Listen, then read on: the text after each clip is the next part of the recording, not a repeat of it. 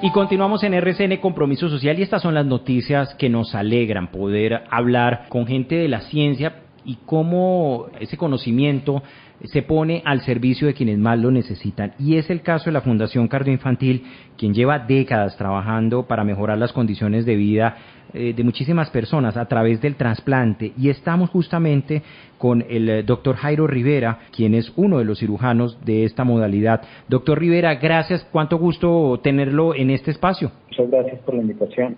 El gusto es mío. Gracias. Doctor Rivera, sé que ustedes han estado además en estos años y la idea es poder conseguir importantes metas en lo que tiene que ver con este 2020, que nos ha puesto de por medio este parón generalizado, pero la idea es poder retomar o seguir avanzando con el tema de trasplantes, ¿no es así? Así es. Ha sido una situación muy compleja la de este año, no solamente para los trasplantes, pero pues realmente nuestros pacientes sí tienen una situación muy particular porque del trasplante depende su vida, ¿no? ¿Qué tipo de trasplantes, doctor, son los más recurrentes en nuestro país? En cuanto a volumen de trasplantes, el órgano que más se trasplanta es el riñón. Hay cerca de 30.000 personas con una enfermedad renal terminal en el país.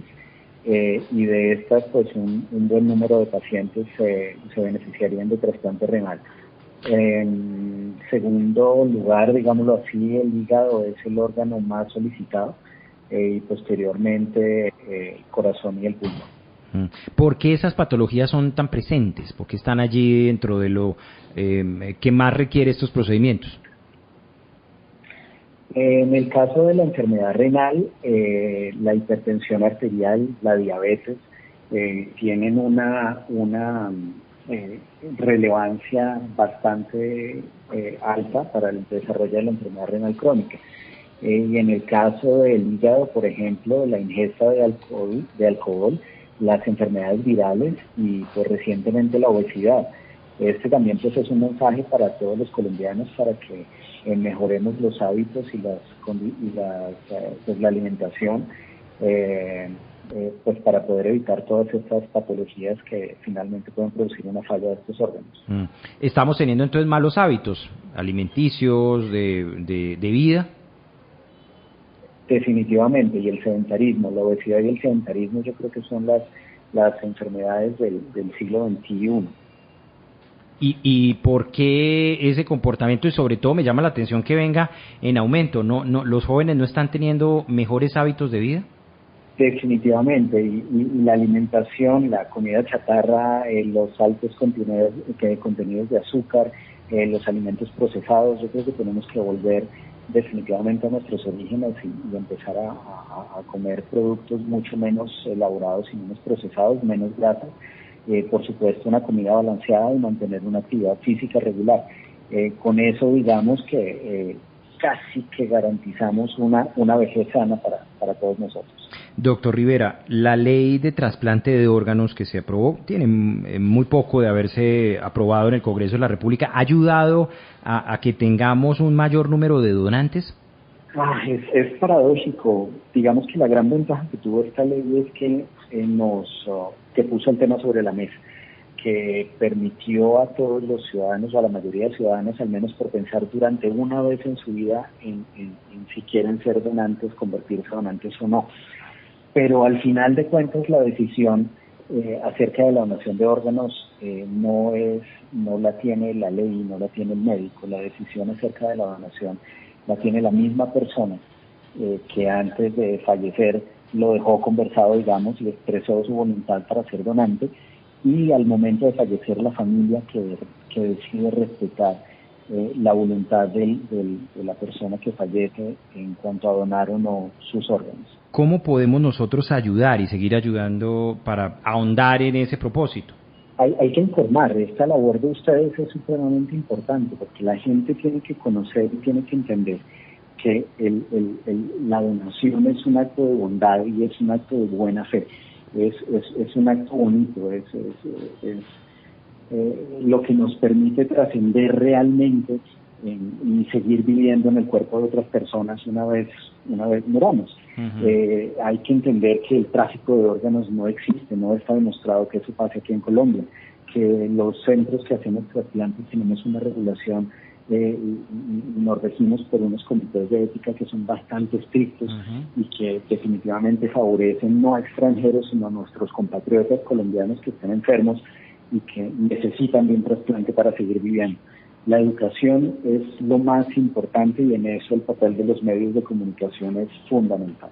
¿Por qué sigue existiendo esa creencia del tráfico de órganos? ¿Se cree que vienen extranjeros a nuestro país a trasplantarse? ¿Es así? ¿Sigue existiendo? No, eso ya hace muchos años dejó de pasar. Hubo una época en Colombia donde había más donantes que receptores. Y en esa época, digamos que los extranjeros tenían cabida para el trasplante en nuestro país, pero en la medida que los pacientes colombianos fueron necesitando más de los trasplantes, las puertas a los extranjeros se cerraron fundamentalmente. Y los datos de los últimos años del Instituto Nacional de Salud demuestran que el porcentaje de extranjeros que se trasplantan en Colombia es mínimo, y ese pequeñísimo porcentaje que se trasplanta con órganos provenientes de un donante vivo. Por otra parte, las redes sociales y la desinformación y los mitos que están tan arraigados en nuestra sociedad son los que han permitido que las personas sigan creyendo en que uno puede aparecer metido en una tina dentro de hielo sin los riñones y sin el hígado, cosa que hasta ahora no se ha demostrado que pase en nuestro país. Entonces, precisamente volvemos a la pregunta anterior, la educación es fundamental y el darle a conocer a las personas los resultados y que los centros que realizamos trasplantes somos instituciones serias y muy reguladas, deben darle la confianza a los colombianos de que sus órganos están y quedarán en manos de pacientes que lo necesitan. Doctor Rivera, hablemos de los propósitos para este año que tiene la Fundación frente al trabajo en trasplante de órganos. ¿Qué nos puede contar? Hombre, es un reto gigantesco porque se nos atravesó esta pandemia y esto ha sido supremamente difícil para las instituciones de salud que hacemos trasplantes y también para nosotros. En este momento nosotros tenemos más de 700 personas en espera de un órgano, como hablábamos, la mayor parte en espera de un riñón, pero nuestros pacientes también necesitan el trasplante de órganos vitales, como lo son el hígado, el pulmón y el corazón. Y en esta época de pandemia la tasa de donación se ha visto afectada tremendamente. Eso nos ha llevado a utilizar en gran medida para el riñón y para el hígado la utilización de donantes vivos. Estos son familiares o personas cercanas a la familia que deciden donar o un riñón o una parte de su hígado con fines de trasplante. Desafortunadamente, desde el inicio de la pandemia, a finales de marzo hasta ahora, ha sido muy poco el volumen de trasplantes que se ha realizado, pero a pesar de eso, por ejemplo, aquí en la Fundación Infantil, el trasplante número 100 de corazón se realizó dentro de la pandemia. Dentro de la pandemia realizamos el trasplante hepático pediátrico número 200 en nuestra institución. Entonces, una institución como la nuestra, con un bagaje científico tan alto, pues se permite poder hacer esas cosas en bien de la salud de los colombianos. ¿Cuánto dura, doctor, en promedio todo este proceso, desde el momento en que una persona es diagnosticada y la búsqueda del donante y la operación? Inicialmente, las unidades de cuidado intensivo y las unidades de urgencias están en la obligación de reportar al Instituto Nacional de Salud y a las Secretarías de Salud de su ciudad a los potenciales donantes. Esto quiere decir personas que han sufrido accidentes cerebrovasculares, embolias o isquemias cerebrales, o estas personas que también han sufrido de traumas severísimos en el sistema nervioso central y que son potenciales donantes. En ese momento se activa la alerta y para poder hacer el diagnóstico de muerte encefálica, todos especialistas en neurociencias tienen que certificar que efectivamente la persona está en muerte encefálica y que ya no se va a poder recuperar, que ya definitivamente está fallecido. En ese momento se firma el certificado de defunción y en ese momento es cuando los grupos de trasplante se desplazan para recuperar los órganos para trasplante. Todo el proceso desde la recuperación de órganos para trasplante puede tardar más o menos unas 12 horas. Pero el corazón, por ejemplo, desde el momento que se recupera el cadáver, tiene solamente 5 horas para ser puesto. El pulmón tiene 4 o 5 horas para ser puesto. El hígado puede tener hasta 12 horas para ser implantado, mientras el riñón puede tener máximo hasta 24 horas para el implante. ¿Hay niños en esas listas de espera? Sí, bastantes niños. Yo en este momento tengo más o menos 10 niños esperando por un hígado que pues es difícil, porque para un papá, para una mamá, decidir donar los órganos de su hijo en ese momento tan terrible en el que se enteran que su hijo falleció, pues es muy difícil. Entonces, desafortunadamente, la negativa familiar es bastante alta en nuestro país, y más para los pacientes jóvenes y los niños.